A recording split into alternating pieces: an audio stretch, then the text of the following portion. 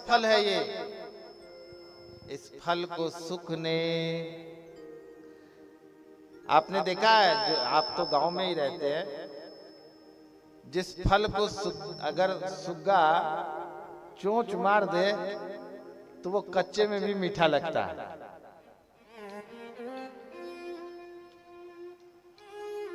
और कई बार विचार किया जाए कि सुखदेव जी का रूप सुग्गा ही क्यों हुआ महाराज, और कोई चित्र क्यों नहीं हुआ। तो आप विचार करना कि जितने भी पक्षी है वो मनुष्य की भाषा नहीं बोल पाता, सिर्फ सुग्गा ही एक ऐसी पक्षी है जो मनुष्य जो उसको रटाएगा वो रट जाता है। नहीं, कई बार तो पूरे सदस्य का नाम बोलता है महाराज। आप हनुमान चालीसा अगर सवेरे सवेरे हम लोग यहाँ दादाजी बोलते थे तो पूरा हनुमान चालीसा रट लेता था।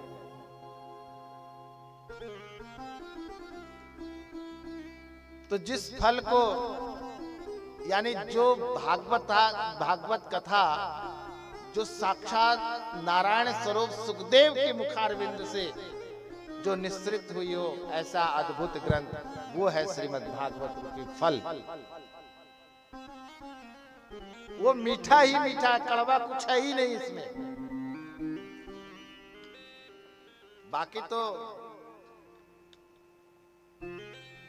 ये ग्रंथ तो खाली देता ही देता है महाराज, इससे बढ़िया और क्या चाहिए। तो ये अद्भुत ग्रंथ पीवत भागवतम रसमालयम, अगर कुछ पीना हो जीवन में तो क्या पिए, ये भागवत रूपी रस पियो। इस रस को पी करके बड़े बड़े ज्ञानी, बड़े बड़े तपस्वी उस गौलोक धाम को प्राप्त किए हैं और इस जन्म मरण के बंधन से मुक्त हुए हैं। पुनरपि मरणम पुनरपि जननम पुनरपि जननी जठरे शयनम, क्या बार बार मरना, बार बार जन्मना। और देखो महाराज सुखदेव जी महाराज, सबकी शास्त्रों में सबसे ज्यादा अगर दुख बताया गया हमारा श्री जीवन का, वो गर्भ के अंदर। और जब व्यक्ति मरता है उस समय 1000 बिच्छू का डंक मारने की जो पीड़ा होती है, वो पीड़ा मृत्यु के समय शरीर से जब वो आत्मा निकलती है तब वो पीड़ा होती है, और उससे ज्यादा यातना गर्भ में होता है। और गर्भ में है क्या, मल मूत्र क्या नहीं है इसके अंदर महाराज। लेकिन देखिए हमारे सुखदेव जी ही ऐसे हुए जो गर्भ को मंदिर बना दिया। 1 2 दिन 9 महीना नहीं रहे क्या, कितने दिन रहे, 12 साल। तो वो गर्भ को उन्होंने मंदिर बना लिया। क्यों हम कह रहे हैं, क्योंकि उनकी मां कहती थी अपने वेद व्यास जी से, कहे कि महाराज ये जो हमारा ये जो नटखट है ये वेद मंत्र बोलता है, हमारी पेट से वेद मंत्र की ध्वनि आती है। ये तो कोई अचंभा है, अजूबा है कोई, ये तो कोई साधारण है ही नहीं।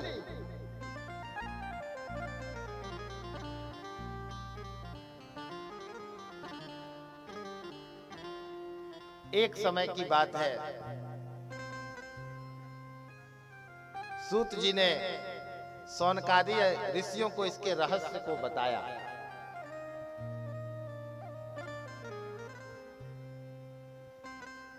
नैमिषे निमिष क्षेत्रे ऋषया सौनकादय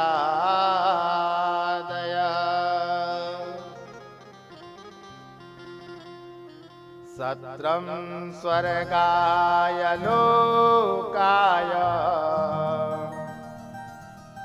सहस्त्र सममाससत्।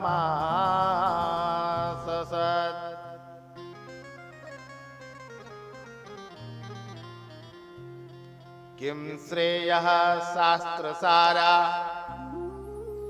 कः स्वावतात् प्रयोजनम्। किं कर्म केवताराश्च धर्मः कं शरणं गतः।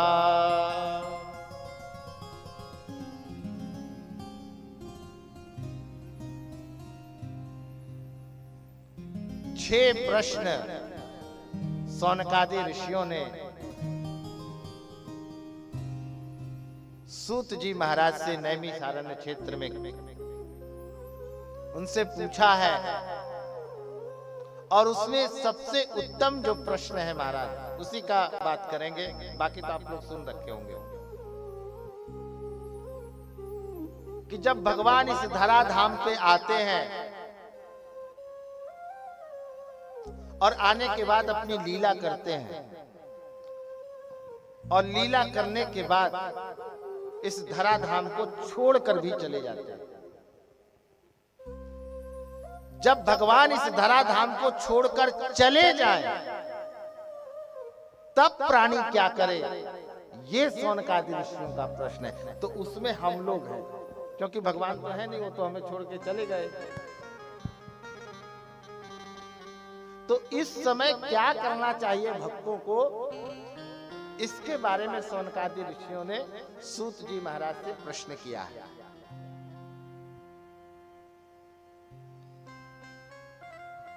एक बार हमारे श्री नारद जी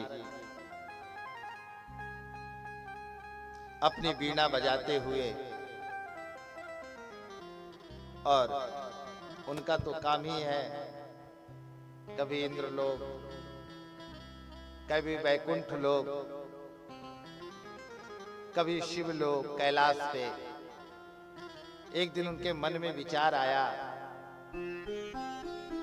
कि सारे भगवान में हमने लड़ाई करा दी, लेकिन आज तक भगवान शंकर और पार्वती की लड़ाई हमने आज तक नहीं करा पाई। इसमें नारद पीछे रह गया, क्योंकि अगर हम बदनाम हैं तो पूरे अच्छे से हो जाए।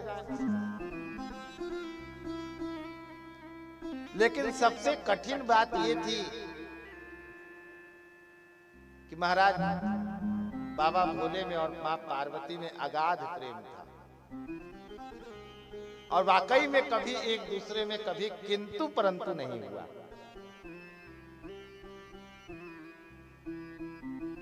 तो नारद जी जो है अपनी वीणा ले करके और सोचे कि प्रयास करने में क्या जाता है, लेकिन उनका अगर आप देखेंगे तो ये समाज के लिए बहुत बड़ा उपकार है उनका। अपनी लीलाओं के द्वारा हम लोग उनको कई बार दूसरे ढंग से भी लेते हैं, लेकिन नारद जिसकी बात कभी रद्द ना हो महाराज, और वो कोई दूसरा नहीं है, वो तो परम संत है नारद जी महाराज। उन्हीं के कृपा से तो हम लोगों को ये ग्रंथ मिला है। तो नारद जी जो है वीणा ले करके और कैलाश की ओर बढ़ते हैं। हो जय जय नारायण नारायण हरि हरि, जय जय नारायण नारायण हरि हरि,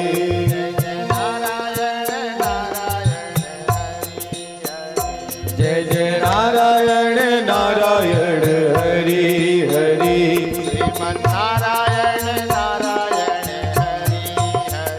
श्रीमन नारायण नारायण हरि हरि,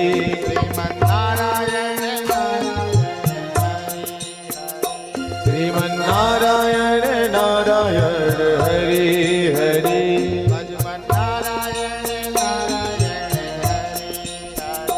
भजमन नारायण नारायण हरि हरि,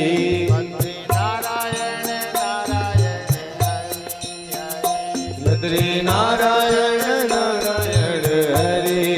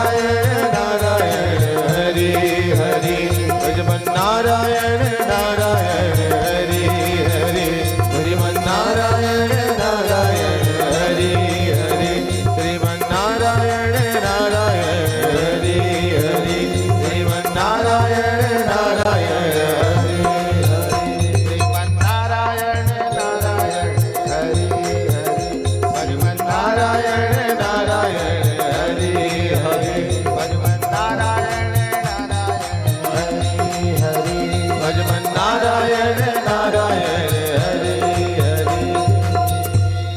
बोले लक्ष्मी नारायण भगवान की जय।